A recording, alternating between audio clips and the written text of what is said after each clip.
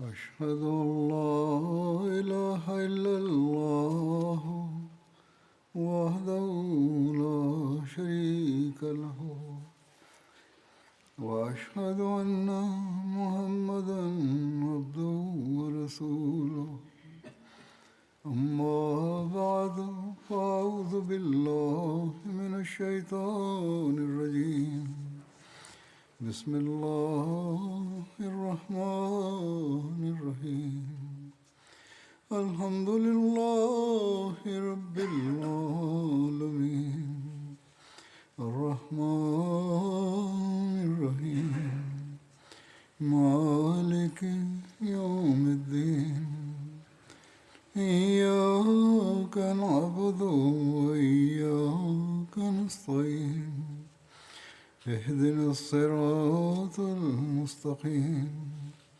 صراط الذين أنعمت عليهم غير المغضوب عليهم ولا الضالين.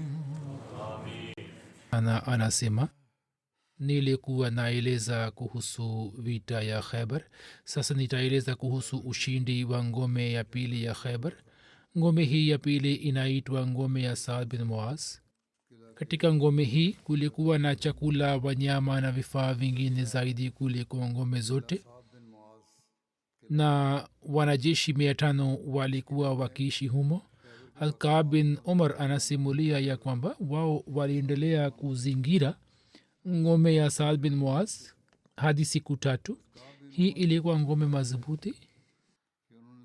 Hatmutib Aslmi anasimulia ya kwamba Banu Aslam walilazimika kukabiliana na njaa kali katika Khaybar.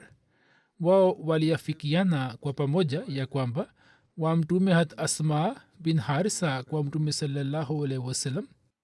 Banu Aslam wakamwambia hat Asma bin Harisa ya kwamba umfikishie mtume sallallahu alaihi wasallam salamu yetu na useme ya kwamba sisi tumekumbwa na njaa na udhaifu, ni hali tete.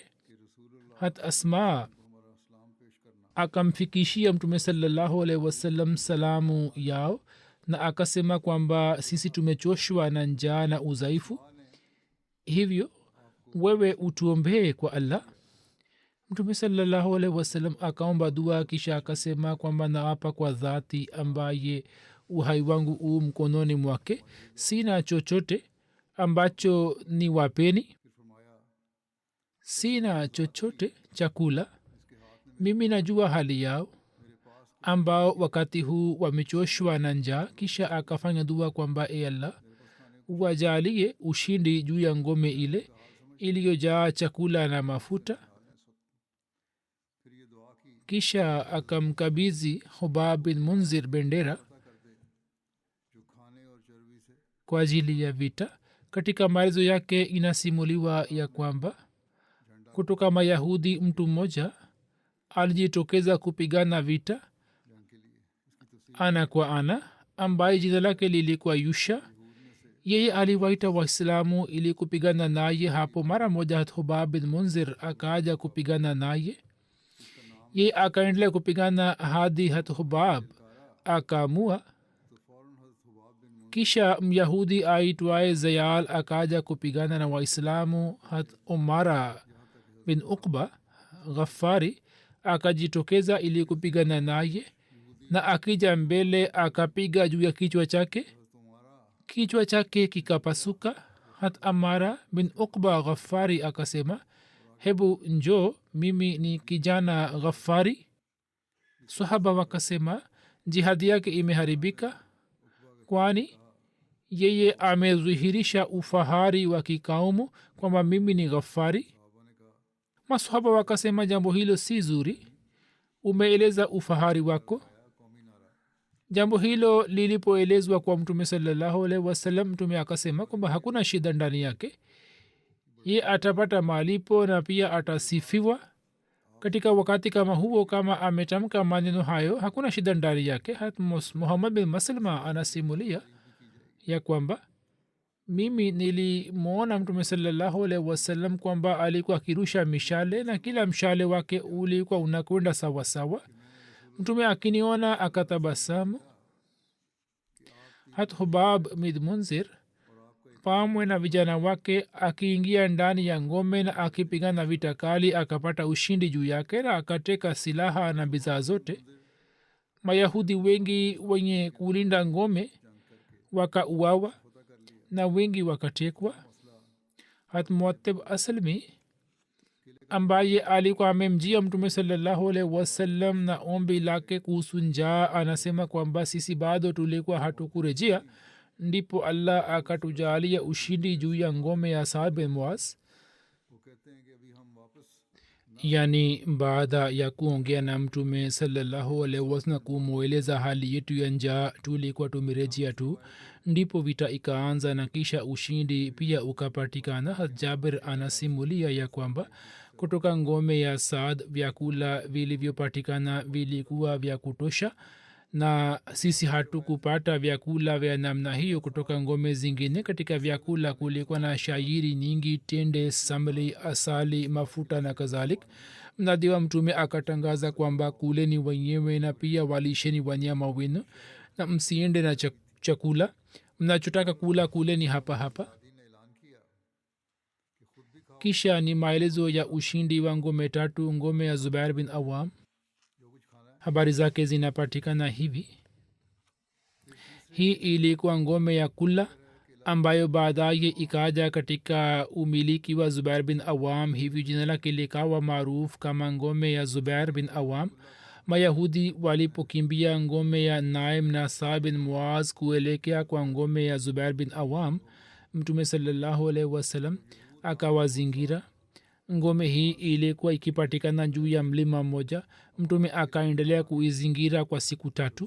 myahudi mmoja ambaye jina lake lilikuwa ghazal ye akaja na akasema, e abul qasim, akamwambia mtume sallallahu alaihi wasallam watu wasio wa islam walikuwa wakimwita mtume kwa lakabu hiyo kwamba nipatie uhifadhi juu ya sharti hili kwamba mimi nitakuambia jambo ambalo kwalo utapata raha kutoka watu wa Nataa, yani utaweza kuiteka ngome ile na utaelekea kwa watu wa shak, na kwa yakini watu wa shak kwa sababu ya haiba yako wamesha angamia, kisha unaweza kuelekea kwa ngome nyingine. mtume akampatia uhifadhi kuhusu ahli yake na mali yake. myahudi akasema, bila shaka hata kama ukiendelea kuwangojea kwa mwezi mmoja wao watapata madhara yoyote. kuna handaki chini ya ardhi yao, wao wanatoka usiku na wanachota maji kisha wanarejea katika ngome zao. wao wanaendelea kujilinda, wewe ukikata njia yao ya kupata maji wao watajisalimisha. mtume sallallahu alaihi wasallam akaenda pamoja naye na akakata handaki za mayahudi. walipoona kwamba maji ni njia ya kupata maji imekatwa, wa wakatoka nje na kisha vita kali ikaanza kutokea baina yao. siku ile baadhi ya maswahaba katika waislamu wakauawa shahidi na katika mayahudi watu 10 wakauawa na mtume akapata ushindi. na hii ilikuwa ngome ya mwisho katika ngome za Nataa. mtume sallallahu alaihi wasallam alipomaliza zoezi hili la Nataa akaelekea kwa ngome za shak. hili lilikuwa ni kundi la 3 la ngome kama nimeshaeleza hapo. inapatikana habari ya kifo cha kiongozi myahudi salam bin mishkam katika vita ya ngome za Nataa. salam bin mishkam pia aliuawa na waislamu. salam alikuwa kiongozi mkubwa wa banu nazir na alikuwa kamanda wa mayahudi, lakini alikuwa anaumwa, hivyo hakushiriki katika vita kama walivyoshiriki viongozi wengine mayahudi, yani hakupigana waita kwa upanga na mishale. wenzake wakampatia rai ya kwamba yeye aende katika eneo la katiba, kwani eneo hilo lina usalama zaidi. lakini salam bin mishkam japo alikuwa mgonjwa wa kudumu hakukubali rai yao hadi katika Nataa akauawa na mikono ya waislamu. kama kisa cha maradhi yake ni sahihi na hakuwa mwenye kupigana vita kwa silaha, hata hivyo mauaji yake haiwezi kupingwa kwa kuwa yeye alikuwa ametayarisha jeshi lake kwenda vitani na atakuwa anasimamia. Hivyo katika mazingira ya vita sahaba fulani akaamua, kwa kuwa ye alikwepo huko pamoja nao, kamanda wa jeshi anakuwa na umuhimu mkubwa, na kamanda akifa jeshi pia linavunjika moyo. Hivyo kwa mujibu huo mauaji yake si jambo linalopingika. Kuzingirwa kwa ngome zote mbili za shak ilikuwa mjumuiko wa ngome mbili au ngome tatu. Kuhusu ushindi wake habari inapatikana hivi: hizi zilikuwa ngome mbili. ngome ya kwanza ilikuwa ni ngome ya ubai. mtume sallallahu alaihi wasallam alisimama juu ya mlima mmoja ambao jina lake lilikuwa samuan. akisimama juu yake akapigana na watu wa ngome. mwanzoni myahudi mmoja aliwaita waislamu ili kupigana naye. hat hubab bin munzir akatoka, wote wakashambuliana. hat hubab akakata kwa upanga wake mkono wake wa kulia kutoka katikati, na upanga wake ukadondoka kutoka mkono wake. ye akishindwa akarejea kwenye ngome yake. hat hubab akaenda nyuma yake na akakata sehemu ya uti wa mgongo wake. ye akaanguka chini. hat hubab akaamua. kisha akaja mtu mwingine na akaita, nani mwenye kunipigana? katika waislamu mtu mmoja wa familia ya jahash akajitokeza, lakini ye akauawa shahidi. myahudi huyo akawaita waislamu tena hapo hapo. abu dujana akaenda kupigana naye. hata abu dujana alikuwa amefunga kitamba chekundu juu ya kofia yake. myahudi huyo alikuwa anatembea kwa maringo. hata abu dujana akaenda mbele kwa haraka na akamshambulia kwa upanga na akakata mguu wake na kisha akamua. hata abu dujana akachukua silaha zake za kivita, upanga na deraya na kadhalik, akaja kwa mtume sallallahu alaihi wasallam. mtume akampatia abu dujana vifaa vyake na mayahudi wakashindwa kutoka nje. kisha hakuna aliyejitokeza tena. kisha waislamu wakapiga takbira na wakawashambulia kwa nguvu zao zote na wakaingia ndani ya ngome. hata abu dujana alikuwa mbele katika waislamu. waislamu wakakuta mle silaha, mbuzi na vyakula. mayahudi wote wakakimbia na wakivuka kuta walikuwa wanakwenda kana kwamba wawe maswala, hadi wote wakaeleka kwenye ngome nyingine ya shak. wakakimbia kwa kasi. mtume sallallahu alaihi wasallam pamoja na maswahaba akaeleka kwao na vita ikapiganwa na mayahudi. mayahudi wakawarushia waislamu mishale na mawe. waislamu pia walikuwa wanawarushia mishale, lakini mishale ya mayahudi ilikuwa inawaletea waislamu madhara makubwa, kwani mayahudi walikuwa wakiwarushia mishale kutoka juu na waislamu walikuwa chini. mtume sallallahu alaihi wasallam pia pamoja na waislamu alikuwa anawarushia mayahudi mishale. inaonekana kwamba mayahudi walikuwa wamelenga mahala ambapo mtume sallallahu alaihi wasallam alikuwepo, kwani mishale mingi ilikuwa inaanguka kule. mtume sallallahu alaihi wasallam pamoja na maswahaba alikuwepo, ndipo mshale mmoja ukaaja kupiga mavazi ya mtume. riwaya moja inasema kwamba mtume sallallahu alaihi wasallam akapata jeraha kwa sababu ya mshale na mavazi yake yakachanika. mtume sallallahu alaihi wasallam akaondoa mshale na kisha akashika gao la changarawe na akatupa upande wa ngome, na ngome yao ikaanza kutetemeka hadi waislamu wakawakamata mayahudi, kisha wakateka ngome yao. kisha kuna ngome tatu za katiba. waislamu walizingira ngome hizi tatu.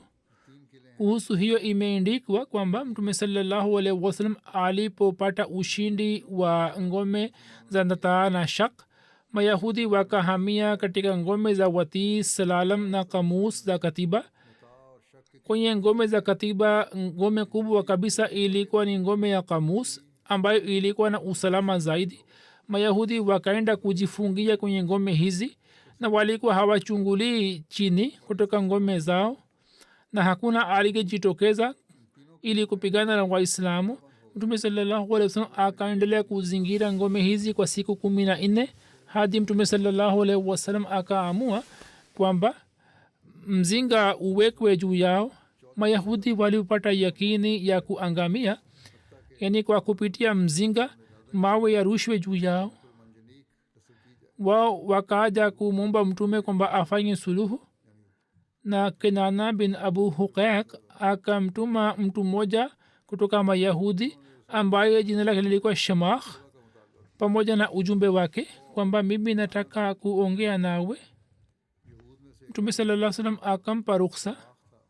kenana bin abu huqaiq akashuka chini ya ngome na akafunga na mtume mkataba wa suluhu. mtume akatuma maswahaba watukufu, nao wakaenda kuteka mali zao, yani maswahaba wakateka mali zao, na kutoka ngome hizi wakapata deraya 100, panga 400, mikuki 1000 na pinde 500 na mishale.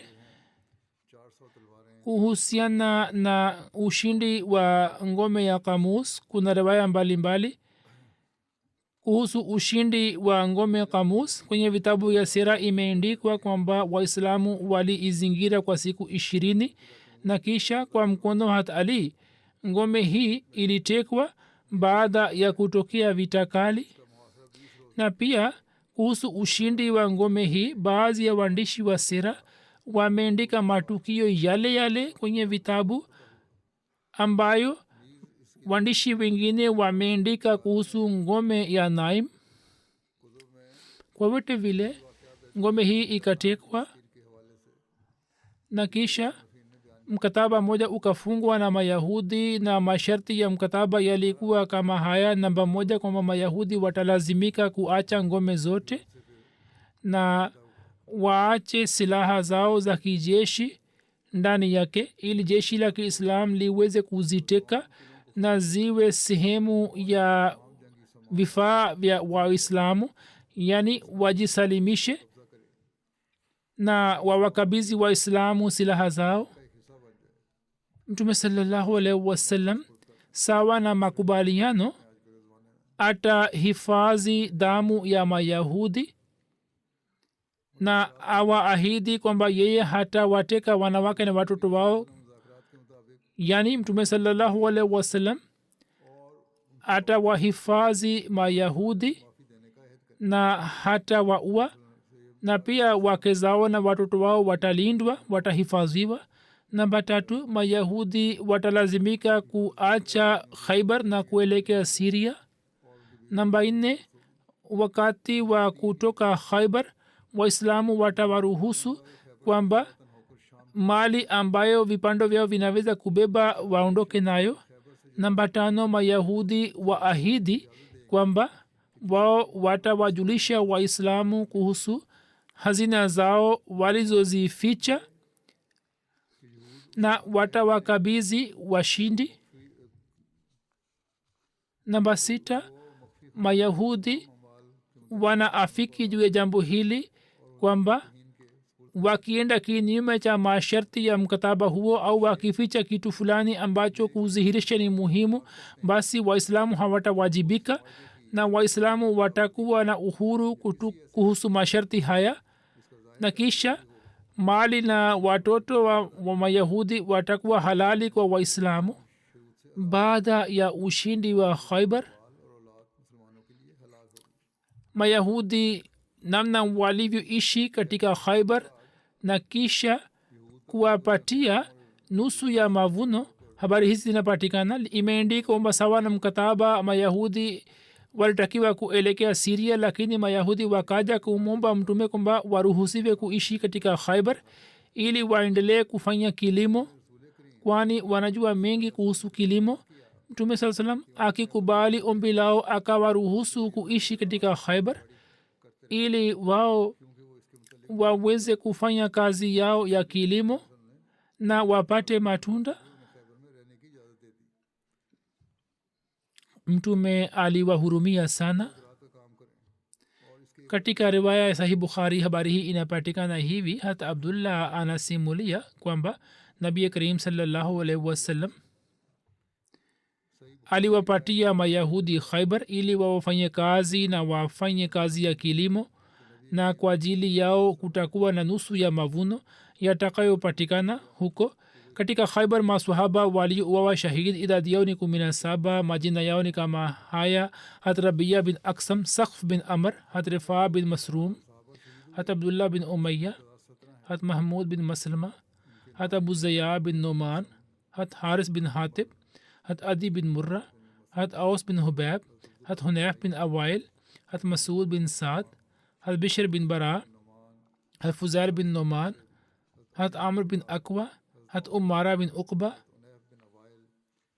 mtumwa muhabeshi hat yassar, mtu mmoja wa kabila acha jina lake halijaandikwa.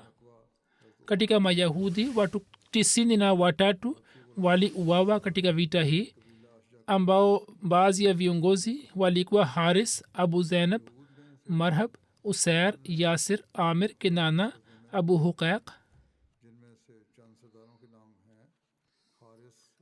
baada ya khaibar matukio mengine pia yamesimuliwa, na kuna tukio moja la mauaji ya kinana bin rabii.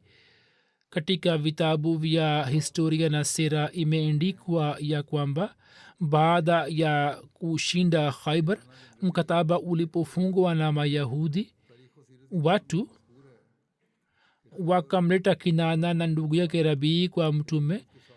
kinana alikuwa kiongozi wa khaibar, alikuwa mume wa safia, na rabii alikuwa binamu yake.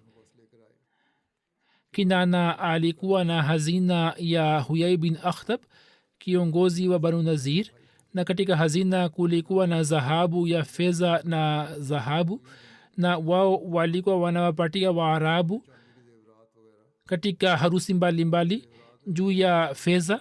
mtume alisema kwamba hazina zenu ziko wapi? wakasema kwamba tulipotoka madina hazina ile imetumika. raya moja inasema kwamba wao wakasema, abu kasam,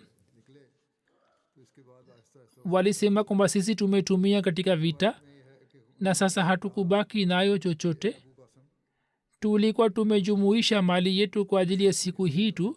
mtume akawaambia kwamba kutoka madina zama hii si zama ya zamani kwamba mali yote itumike. hapo wote wakala kiapo kwamba wao hawana mali yoyote. hapo mtume akasema kwamba kama hazina ikipatikana kutoka kwenu, basi allah na mtume wake hawatawajibika juu yenu. wao wakasema kwamba sawa. mtume sallallahu alaihi wasallam akawafanya abubakar, omar, ali na zubair kuwa mashahidi juu ya jambo hilo. hapo mtu mmoja wa myahudi akainuka na akaenda kwa kinana na akasema kwamba muhammad sallallahu alaihi wasallam anaomba kutoka kwako, kama unayo basi umpatie, na kama hapana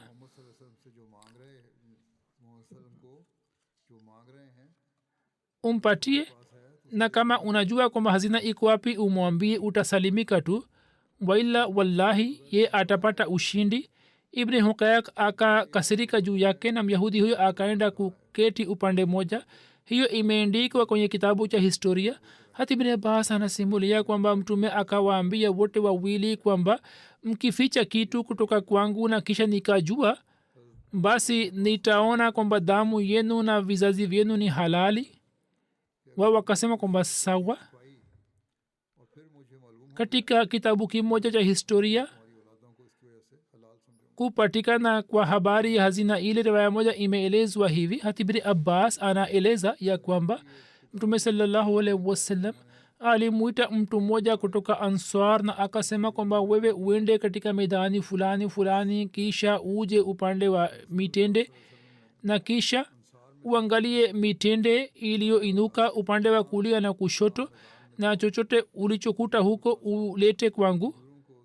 bei ilipangwa ya hazina hiyo ambayo ikawa dinari 10,000. kwa sababu ya kuasi ahadi wote wawili wakauawa na familia zao wakatekwa. hii ni riwaya moja. katika riwaya moja imeelezwa hivi ni sahihi au la tutakuja kuchambua baadaye. Katika riwaya nyingine imeelezwa ibne ishaq anasimulia kwamba kinana aliletwa kwa mtume. Ye alikuwa na hazina ya banu nazir.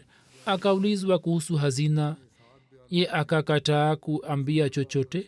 Kisha mtu mwingine wa mayahudi akaletwa kwa mtume, jina lake lilikuwa thalba, na wengine wamesema kwamba akamwita saya bin salam bin abu huqaq, na mtume akamuuliza. Ye akasema nilimwona kinana ambaye kila asubuhi alikuwa anazunguka magofu hayo. mtume sallallahu alaihi wasallam akatuma zubair bin awam na waislamu wachache pamoja na salba, wakachimba kutoka mahala pale ambapo salba alikuwa ameashirika na hazina ikatoka. riwaya moja inasema kwamba walipata hazina kiasi fulani, lakini nyingine hawakupata, na kinana akakataa kueleza. mtume sasa akamwamuru hatu zubair kwamba ampatie kinana adhabu. hatu zubair akaja na mawe ya chakmak na alikuwa anapiga juu ya kifua chake. ilipokuwa karibu afe, ye akaeleza kuhusu hazina nyingine. hapo mtume saa salam akamkabizi kinana muhammad bin maslama ili yeye amue. hivyo muhammad bin maslama akamua kama kisasi cha ndugu yake mahmud bin maslama ambaye kinu kiliko kimeangushwa juu yake na ye alikuwa ameuawa shahidi. lakini namna tukio linavyosimuliwa, hiyo ni kinyume cha hulka tukufu na mfano mwema wa mtume sallallahu alaihi wasallam. riwaya zingine zinasema kwamba kwa amri ya mtume wote wawili wakauawa, na sawa na riwaya moja muhammad bin maslama akaamua kinana, ila hali ndugu yake mwingine akakabiziwa kwa watu wa bishr bin bara, na ye pia akauawa kama kisasi cha bishr bin bara. mtume sallallahu alaihi wasallam akahalalisha mali zao na akawateka watoto wao. riwaya hizi zinapatikana katika vitabu vya historia na sira kama vile tarikh tabri, tarikhul khamis, tabqat ibn saad, kitabul maghazi, waqdi, sirat ibn hisham, sirat ibn ishaq, sirat halbiya zarqani na kadhalik. na habari ya kuuawa kwa kinana inapatikana katika sunan abu daud vile vile. lakini mauaji ya kinana sababu zingine pia zinapatikana na riwaya zingine ambazo zinatuambia kwamba sababu ya mauaji yake haikuwa kuficha hazina au kutokuwaambia waislamu kwamba hazina iko wapi.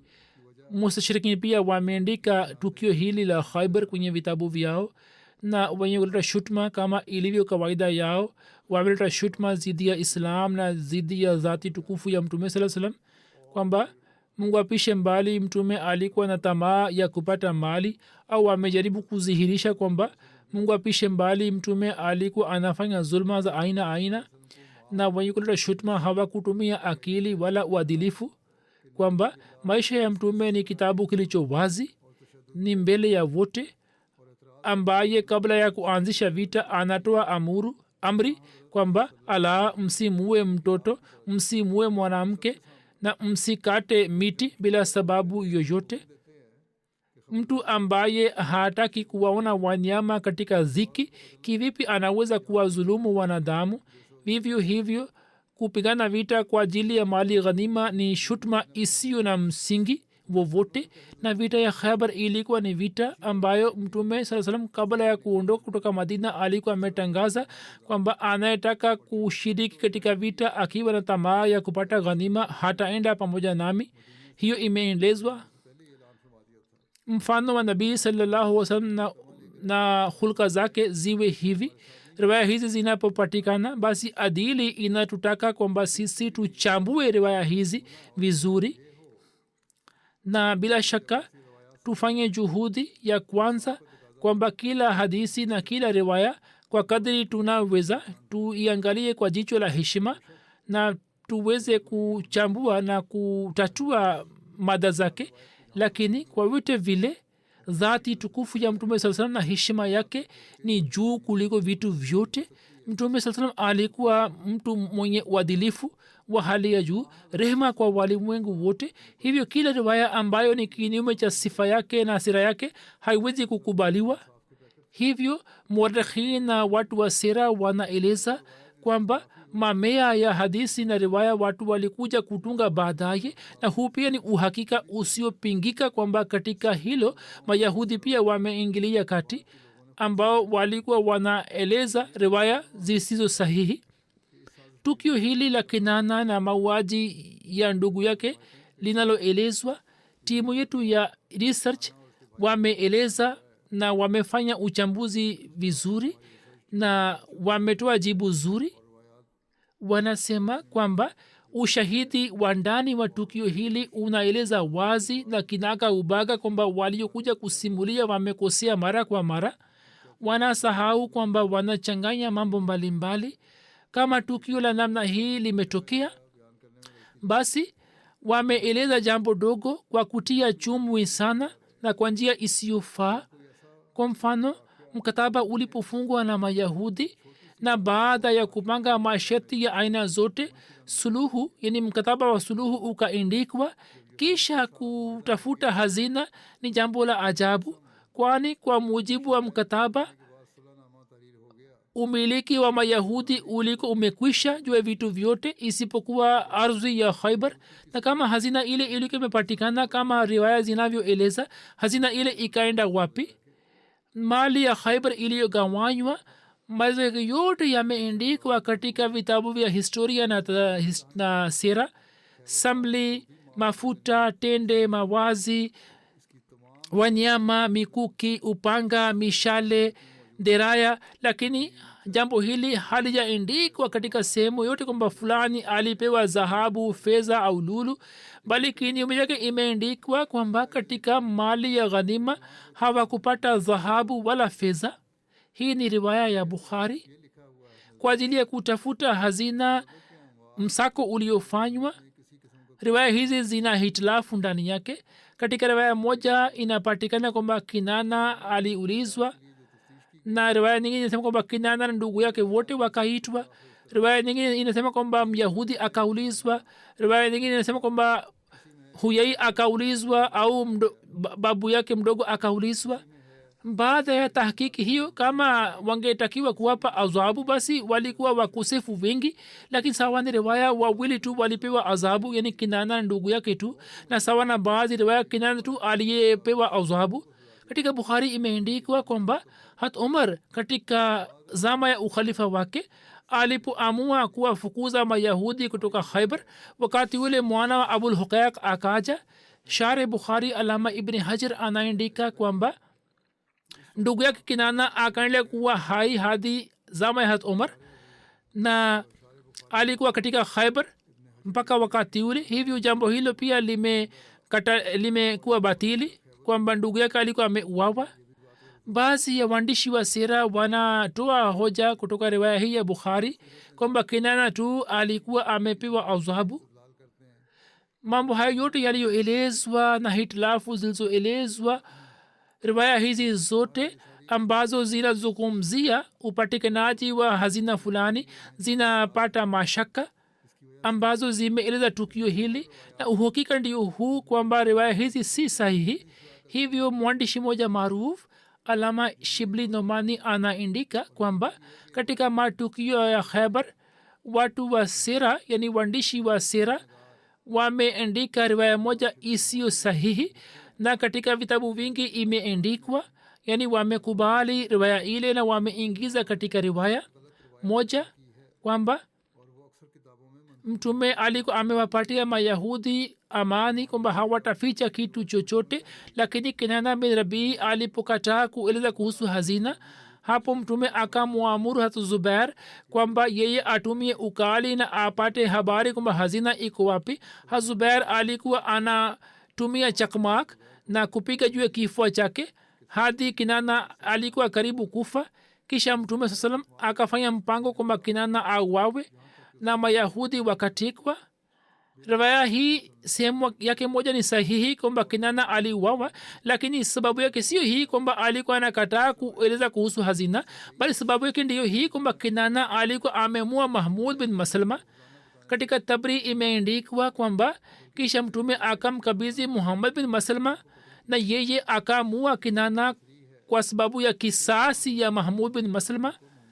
Na hali ya riwaya hii ndiyo hii ya kwamba tabri na ibni hisham wamesimulia riwaya hii kutoka kwa ibni ishaq, lakini ibni ishaq hakutaja jina la mtu yeyote. muhadisin wameandika katika vitabu vya rijal kwamba ibni ishaq alikuwa anasimulia matukio ya vita za mtume kutoka mayahudi. amechukua riwaya nyingi kutoka mayahudi, na muelewe kwamba riwaya hii pia ni kutoka riwaya zile zile, na mayahudi hawataeleza jambo sahihi. na ndiyo sababu kwamba ibn ishaq hakutaja majina ya wasimuliaji. kutumia ukali juu ya mtu ili aeleze habari ya hazina mpaka apewe adhabu ya moto, shani ya rahmatulalamin ni juu sana kuliko hiyo. mtu ambaye hamwazibu mtu aliyempatia sumu, je, kwa sababu ya fedha ndogo anaweza kutoa amuru ya kumuunguza mtu katika moto? tukio lengine ni kwamba kinana alikuwa amepewa uhifadhi ya sharti hili kwamba yeye hataenda kinyume cha ahadi, na riwaya inasema kwamba alikuwa amekubali kwamba akienda kinyume chake basi atastahiki kuuawa. kinana akavunja ahadi, hivyo sharti likavunjika. kinana akaamua mahmud bin maslama na kwenye kisasi chake akauawa. alikuwa amevunja ahadi na ndiyo maana kwamba akapewa adhabu. kuna mwandishi muhamadia Sayyid Barkat Ahmad saheb anaandika kwenye kitabu chake Rasul Akram na Yahud Hijaz, anasema kwamba ibn ishaq ameeleza kisa kimoja bila uthibitisho au ushahidi. kisa chenyewe ni batili. moja, adhabu ya moto ni kinyume cha mafundisho ya Islam. pili, katika ghanima ya Khaybar hakuna habari ya hazina wala ugawaji wake, na pia hakuna riwaya kwamba hazina iliwekwa kwenye baitul mal. si ibn ishaq bali katika vitabu vingine vya zamani vile vile hakuna habari za ghanima kama dhahabu, fedha au vifaa hivi, na habari zote zinazoelezwa ni kuhusu mavazi na mavuno na silaha. hata Abu Huraira ambaye alikuwepo pamoja na mtume katika vita hii anasema kwamba tulishinda Khaybar lakini hatukupata fedha wala dhahabu katika ghanima. muhtasari ndio huu kwamba Kinana bin Rabii aliuawa, lakini sababu ya mauaji yake ilikuwa ni mauaji ya Muislamu na ye akauawa kama kisasi chake. huu ni uhakika uliohalisika. matukio hayo yanaendelea, na katika matukio haya kuna habari ya mwanamke Myahudi ambaye alifanya juhudi ya kumpatia mtume sumu, akapanga njama zidi yake, lakini Mwenyezi Mungu akamsalimisha. maelezo yake inshallah kwa kuwa ni marefu nitakuja kueleza katika siku za usoni. wakati huu napenda kumzungumzia marehemu mmoja na kisha nitasalisha jinaza yake ghaibu. master Mansur Ahmad Saheb Kahlo, mwana wa Sharif Ahmad Saheb Kahlo, alikuwa anaishi Australia. siku za nyuma alifariki dunia. inna lillahi wa inna rajiun. marehemu alikuwa mjukuu wa Chaudhry Sardar Khan Saheb radhiyallahu ta'ala anhu wa Chuhur. alikuwa sahaba wa Masihi Maud. alisoma Rabwa, akapata bahati ya kuitumikia dini tangu utotoni. katika Sindh akaanza kufanya kazi kutoka Talimul Islam School. kwa miaka silsila 4 akaendelea kutoa huduma hii. akapata bahati ya kutoa huduma katika Bashirabad, Qaid Khudamul Ahmadiyya, Sadr Jamaat. pia akapata bahati ya kuitumikia katika Jubilee Fund kama katibu mkuu wa tawi. katika Hyderabad akafanya kazi kwa miaka 18. kisha miaka 13 akawa amir zila Hyderabad na amir muqami. alikuwa na mwenendo huo kwamba akimaliza kazi zake, shughuli zake, alikuwa anakuja miskitini na kisha alikuwa anatoa huduma mbalimbali, na baada ya swala ya magharibi alikuwa anarudi nyumbani. saa nyingine alikuwa anachelewa sana. alikuwa na upendo mkubwa na ukhalifa. alikuwa mwenye kusema labbaik juu ya kila sauti ya khalifa. alikuwa mtu wa watu, mnyenyekevu, mkarimu sana. aliwaweka jamaa katika nyumba zake na akawasomesha wanafunzi wake. kuna wabashiri, madaktari, wahandisi wameenea katika nchi mbalimbali. marehemu alikuwa musi, ameacha katika familia mke, binti moja na vijana 5. mubashir ahmed gondal ambaye ni mtumishi wa ofisi ya amir sahib uingereza alikuwa shimeji yake.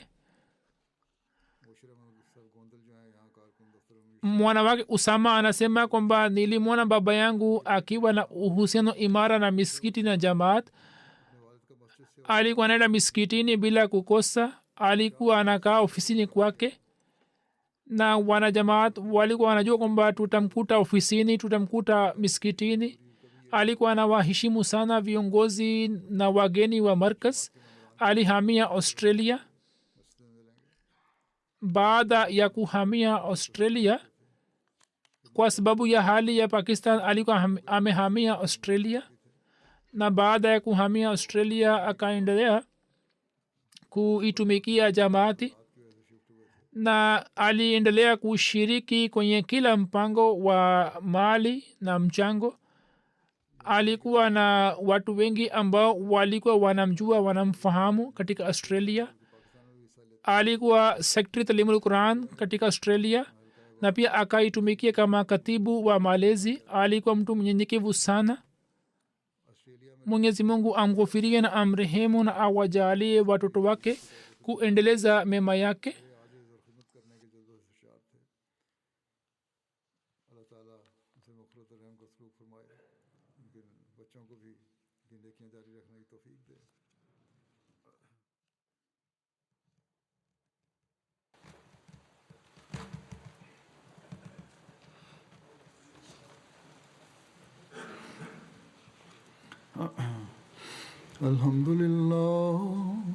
الحمد لله نحمده ونستعينه ونستغفره ونؤمن به ونتوكل عليه ونعوذ بالله من شرور أنفسنا ومن سيئات أعمالنا.